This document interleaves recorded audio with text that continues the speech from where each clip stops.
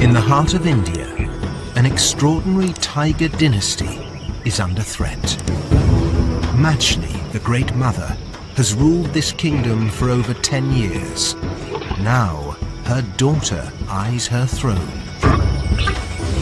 And so do outsiders.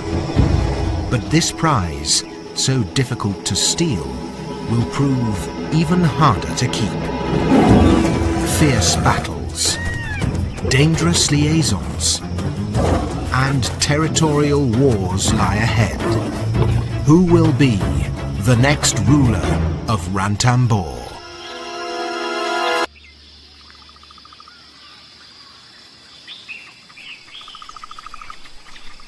Early morning in Ranthambore National Park, northern India, and a young Bengal tigress is on the prowl. Satra, aged almost 2.5, has begun to hone her killer instincts. 6 months ago, she started hunting on her own. The crucial first step to self-sufficiency. Satra spots a potential victim.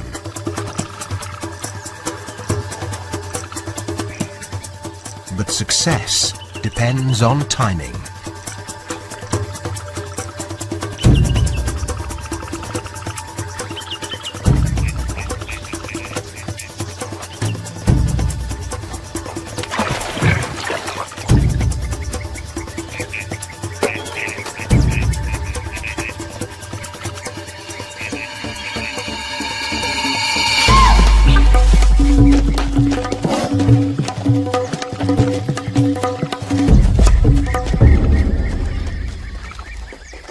She lacks experience.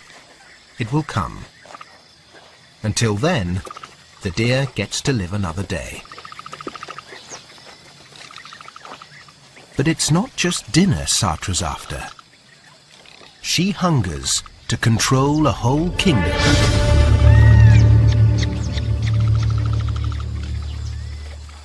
She already stands out from her two sisters. More detached, more independent, more dangerous. Second sister Atara has a cat's curiosity, but not its courage. And Unis, their mother's favourite, is the most timid of all. Adult tigers are solitary creatures. At just over 2 years old, they'll soon need to strike out and find territories of their own. Or they can fight for the right to stay here, but that won't be easy. A formidable opponent stands in their way. Their mother, Machli, Queen of Ranthambore.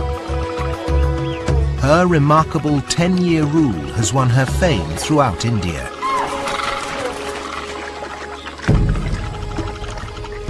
Aged 3, she claimed the throne in daring but classic style, by deposing and banishing her own mother.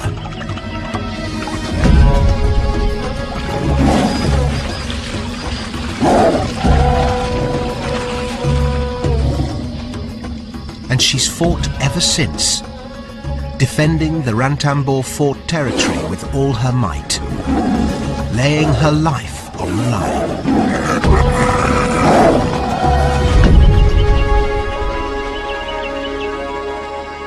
Tigers usually can defend their throne for only 7 to 8 years. Machli's extraordinary 10-year reign attests to her courage and tenacity. And the battle's worth fighting because the stakes here are so high. Ranthambore is one of the best tiger territories in India. Centred round the 1,000-year-old fort, the landscape provides ample food and water almost all year round. The Rajbagh Lake below attracts the prey the big cats need. Sambar, spotted deer and wild boar. The national park, over 400 square kilometres of wilderness, is one of the last great tiger sanctuaries of northern India. It's a haven for other wildlife too.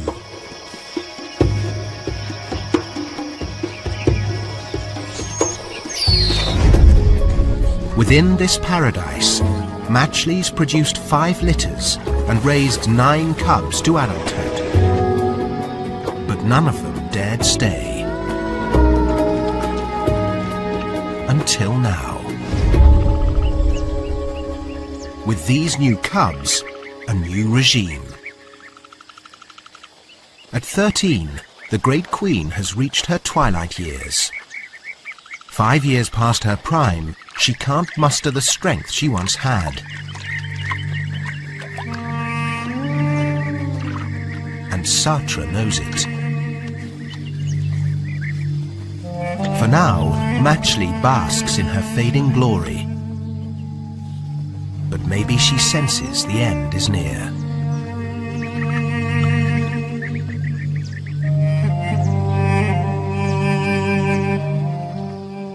Young Sartre, the dominant daughter, already samples the perks of this tiger paradise. And she's sharpening her skills all the time.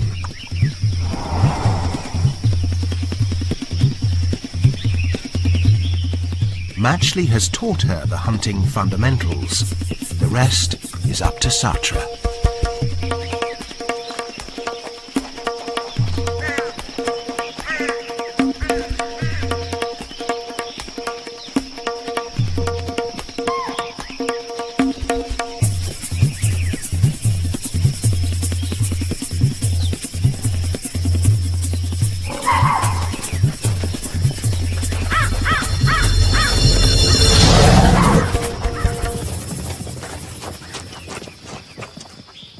It takes patience, but eventually she catches a fawn.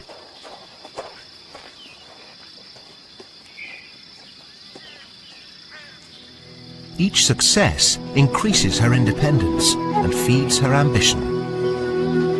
Of the 3 sisters, she'll be the first one ready to establish her own territory. And Sartre plans to stay right here, in the only home she's ever known, even if it means war. As the months pass, Sartre grows confident enough to make the first move in her bid for power. But not against her mother. Not yet.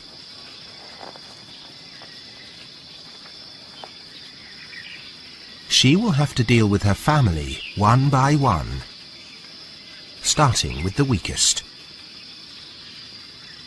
Eunice, the most timid, is relaxing in the heat of the day. Sartre has her in her sights. She's an easy target.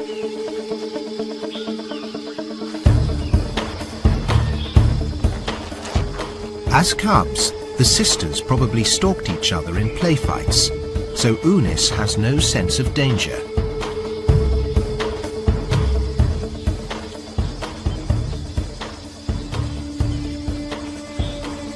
Lulled into a false sense of security, Eunice plays along.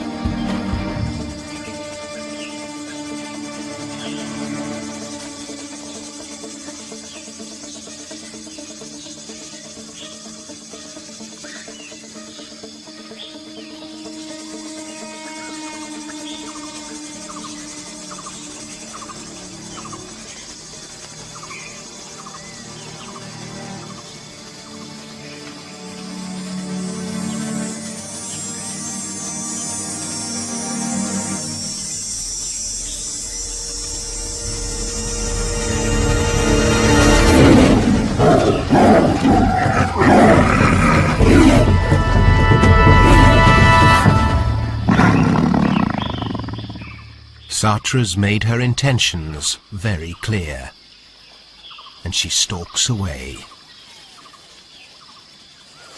The days of innocent sibling rivalry are over. Sartre will continue to bully her like this. Eunice is now at the mercy of her determined sister. The balance of power within the family has started to shift. With her first victory, Satra's one step closer to claiming the crown.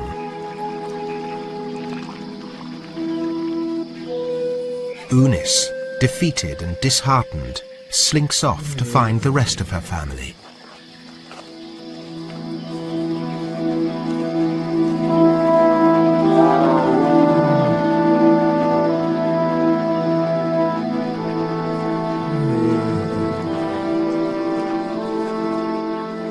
She seeks comfort from her other sister, Atara.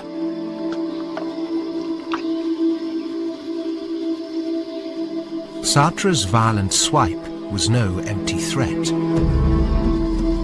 Unis knows if she stays here, she risks further attacks. Unis has no choice. She'll need to find a new territory. This may be the last time these two sisters are together.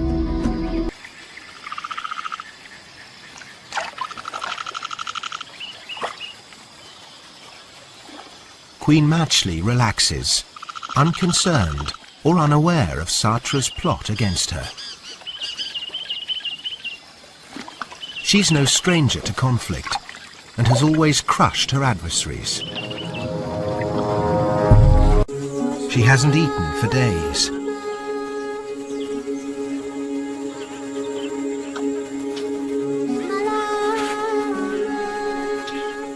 To find enough food, Matchley must control a territory of 10 to 40 square kilometers, and it's vital she discovers a water source.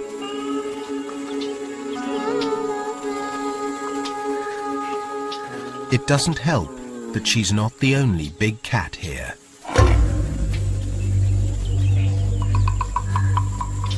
Leopards also hunt in these hills.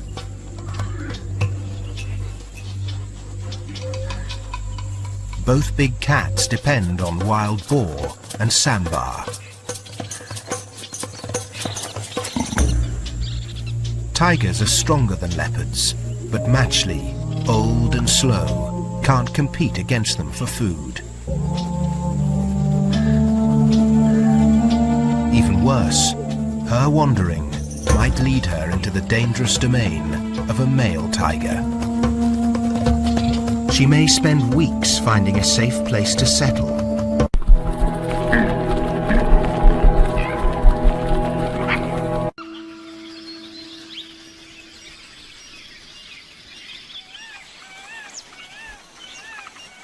Satra's reign continues. So far, she's enjoyed a peaceful rule. No more fights. But the park wardens have fixed her with a radio collar. It transmits a signal so they can monitor her movements. The brazen queen ventured beyond the fort boundaries and into poaching territory, and the collar will help to keep her safe, at least from human threats.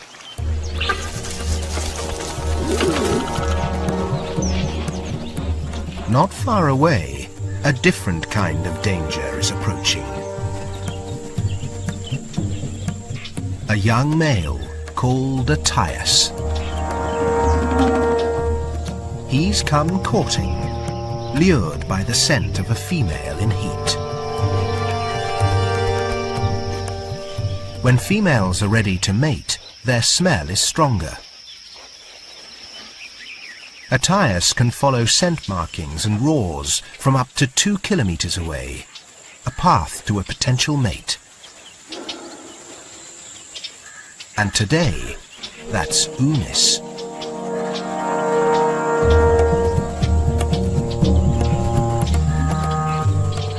Within a few hours, he finds her.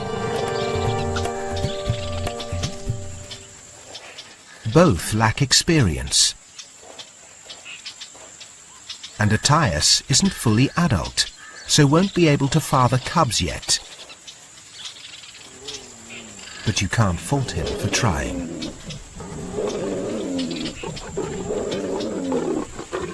They may mate up to 50 times a day.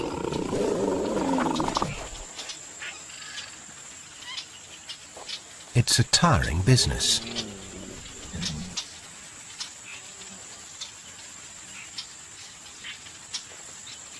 Tigers have several partners over their lifetime. A Tias is likely to stay with Unis for a few days.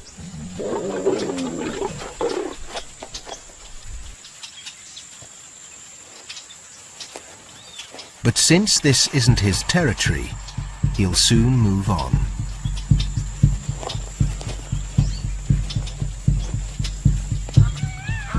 Next to the Rajbagh Lake, Queen Satra patrols her domain, perfuming her path as she goes. Like her sister, she wants to attract a mate, but inviting a suitor into her lush kingdom could bring more than she'd bargained for. And who picks up her signals?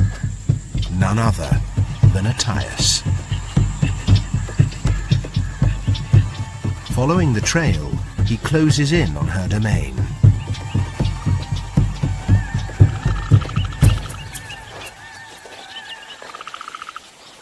Since winning this territory, Satra fortunately hasn't had to tangle with any male tigers, which are always heavier and stronger.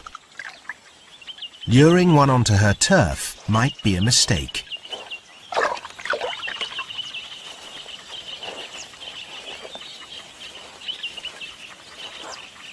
Their paths finally cross.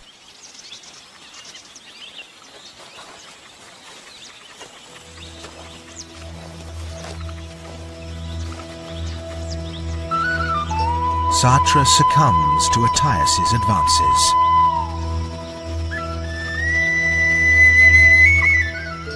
In the throes of tiger passion, she flings caution to the wind. Because a Tias isn't sexually mature, his attempts may be more futile than fertile. But for Satra, this could be a dangerous liaison.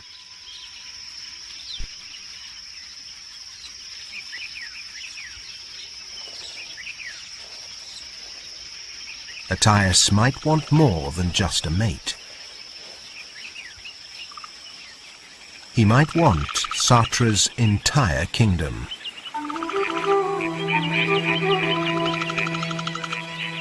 Lucky a Tias has stumbled into a prize territory without any resident males and with 2 young single females nearby.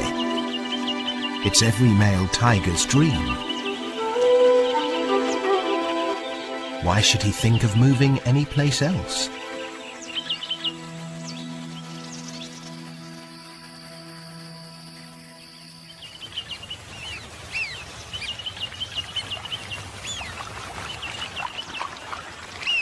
Satra keeps polishing her hunting skills.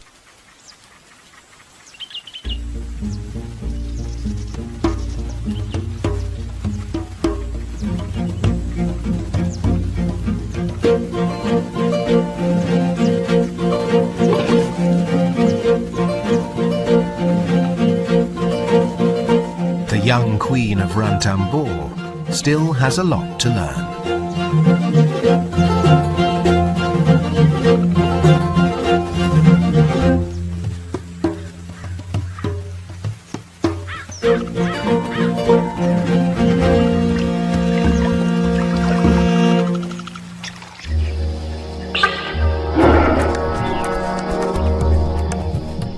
Tias is still trespassing on her land. And now he's found her stash of food, he polishes it off.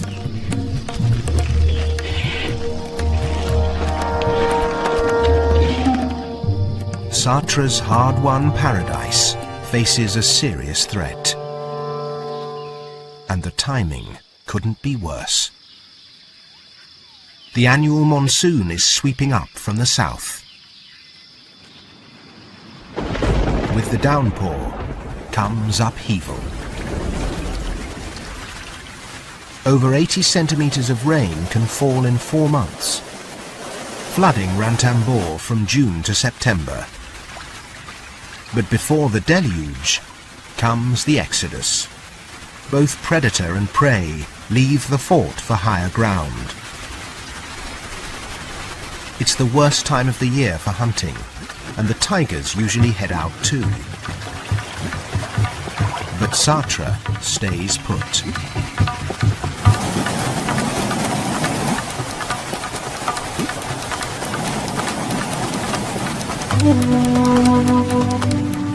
If she leaves her kingdom now, Attias could make his move, and she might never be allowed to return.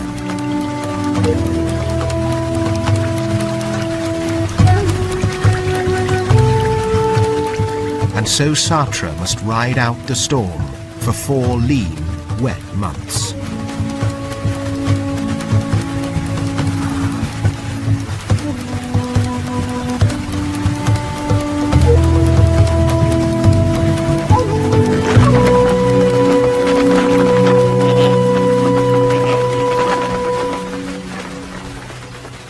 Problems rain down on others as well. Away from the lake, Matchley is also struggling.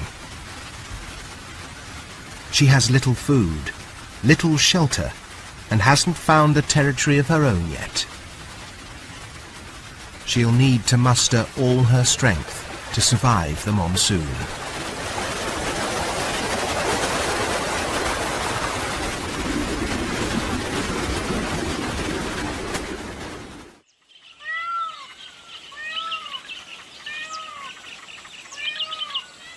Finally, the rain passes and the floods subside. Animals return to the lake. And Attias, who hasn't shown his face for months, returns bolder than ever. But Satra can't spend all her time defending her boundaries. She needs to eat. And while she's out hunting away from the lake, there's nothing to stop Attias moving in. He's staking out all the prime places, including Satra's favourite spots.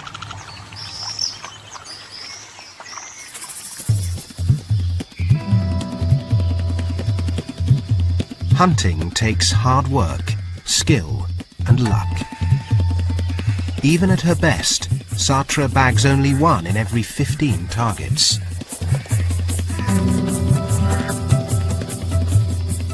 The hungry tigress can't afford to make mistakes.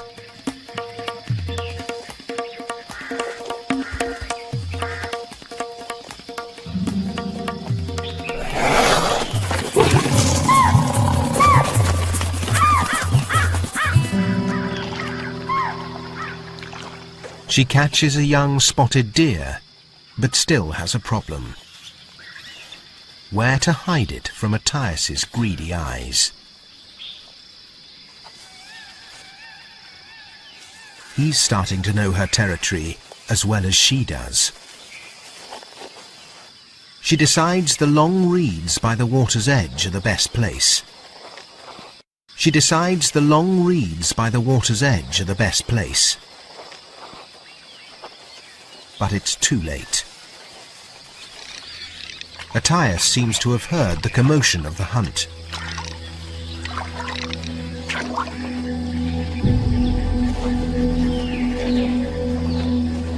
Stealthily, he closes in on Satra.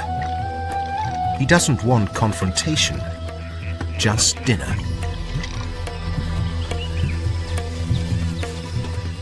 Satra senses he's coming.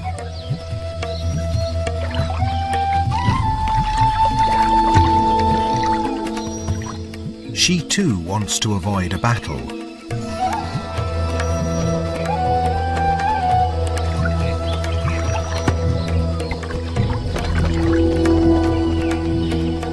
So she retreats,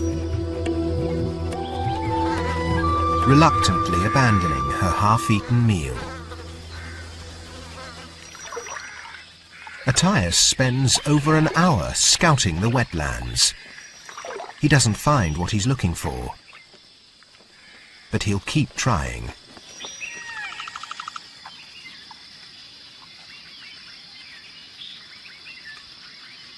Back in the fort territory, Queen Satra finds her regal role unsettling. Taking the land from her weakened mother is one thing, holding on to it quite another. She tries to rest by a banyan grove, but can't.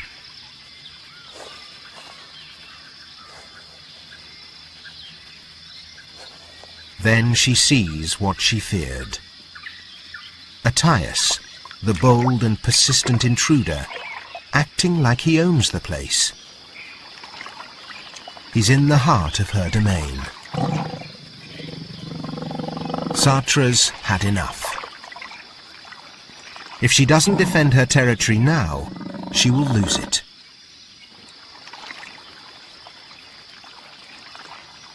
Mustering the family courage, she decides to take him on.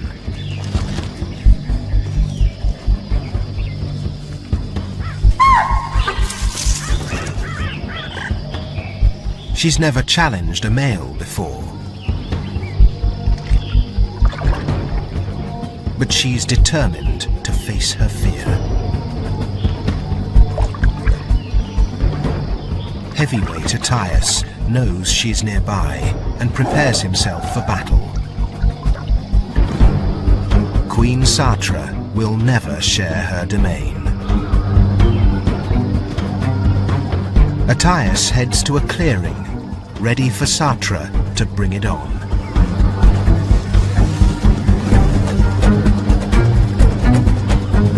Today the Queen faces the ultimate test. A dynasty hangs in the balance. Satra is going to confront him at any cost.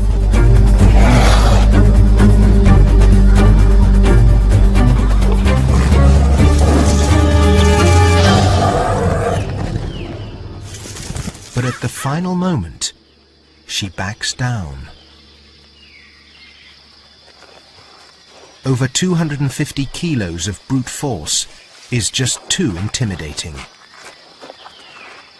She offers a mating position, but Attaius doesn't care. He's got what he wants.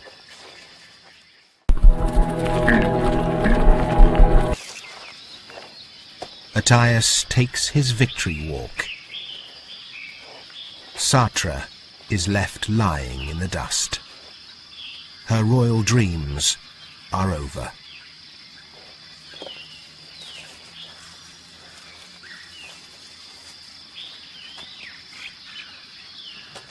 Like the mother and sisters Satra drove out, she too faces exile.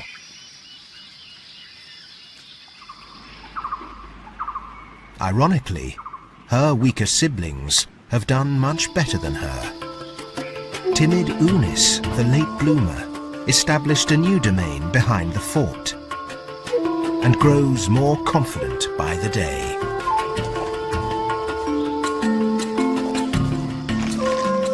And Atara thrives in Sariska National Park, where she controls a territory of over 50 square kilometers.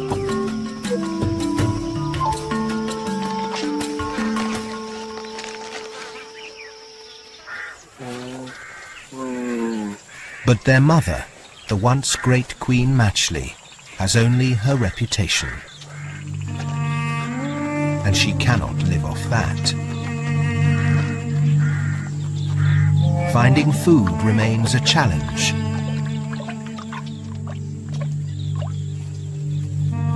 She tries to hunt deer calves, the easiest prey of all.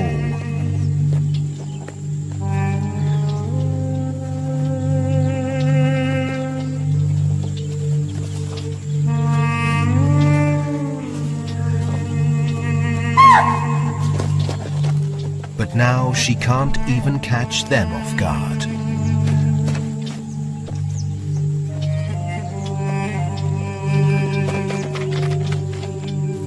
Matchley is broken, hungry, and tired. Reduced to scavenging, she discovers the remains of an old kill. But it won't sustain her for long.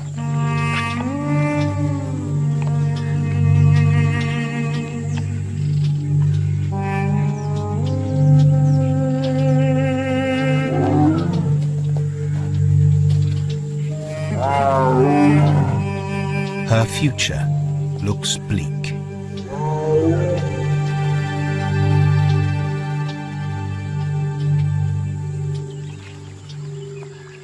Now, for the first time in over a decade, Ranthambore has a king.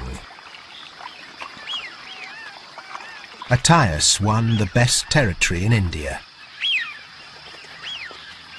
He'll enjoy the riches of tiger paradise, at least until another challenger comes along.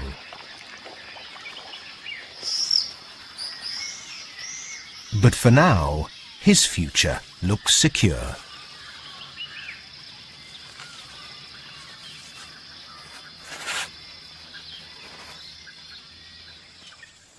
Satra is the loser. She didn't have the strength to take on a male. After only 9 months, she's been knocked from her throne.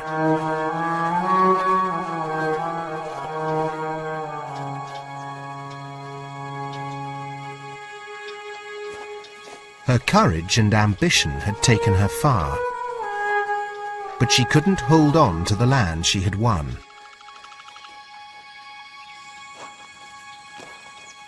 Now the deposed queen must make a fresh start in a strange land, finding some small portion of this big wilderness to claim as her own.